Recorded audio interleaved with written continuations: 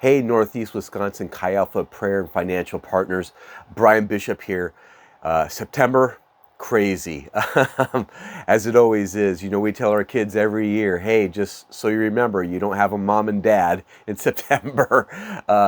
In jest, of course, but it does make the statement that we are so busy in September, trying to, as much as we can, capitalize on meeting new students coming in that haven't already formed their friend groups, that haven't already plugged into other organizations, to invite them into our community.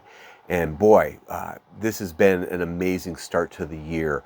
Our student leaders, including staff, have been going after it hard, of going out and working in the harvest field to bring those into the Chi Alpha community, into the Christian community. I'll share one story with you guys, and as I'm sharing, I'll show some little videos here and there of different events that we've done of our students having fun together. But I want to hear this one story. While we were chalking the first day that we were out, I saw 3 students standing by themselves, and so I left our student leaders to finish this chalking they were doing, and I went to talk to these students and got to hear their stories, where they were from and why they were there, all freshmen. And I began to share my story and the gospel with them.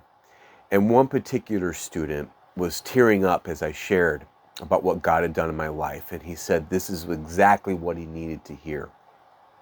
I won't share his name at this point because I haven't asked permission to do so, and I'm hoping that you'll get to hear his testimony at some point. But I started meeting with this student and found out he's a musician like I am, a songwriter, guitar player, very talented, and got to hear his story, where he's from, and some different things that he had gone through. Again, I don't want to share it. I want to allow him to do so. But this young student, he came to a large group night, one of our larger gatherings, and after sharing my full testimony, because I didn't get to do it with him the first time, I went through my full testimony in the gospel there, and he gave his life to the Lord that night. About a week later, I caught up with him and trying to invite him in. He hasn't made it to one of our small groups yet, which one of our core groups, but he's coming.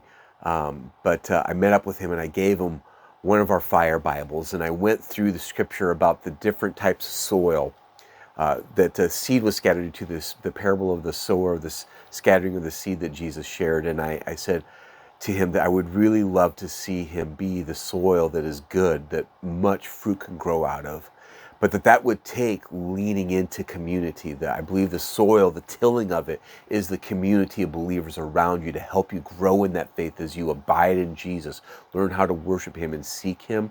And so he's making that commitment to get plugged in. And so, man, so many stories like that of students coming in and finding Jesus. As you can see in the letter, so many have accepted the Lord just in the first couple weeks. And so thank you for making it possible for this student to come to know the Lord, and the other ones, the 11 other students, the 10 other, I should say. So there were 11 total so far. He was one of those 11. Thank you for making that possible. Boy, we're coming into October now. We're in October, just beginning of it. We got fall retreat coming up. Man, we're just excited about that, to see what God's going to do there in our students' lives. Get to do some water baptisms of those that have given their lives to the Lord, for those that are able to make it to retreat. Boy, we're just excited. Thank you again, team. Thank you, members of Chi Alpha that are partners with us in making this possible. Again, can't begin to express the gratitude we have towards you. So just blessings on all of you.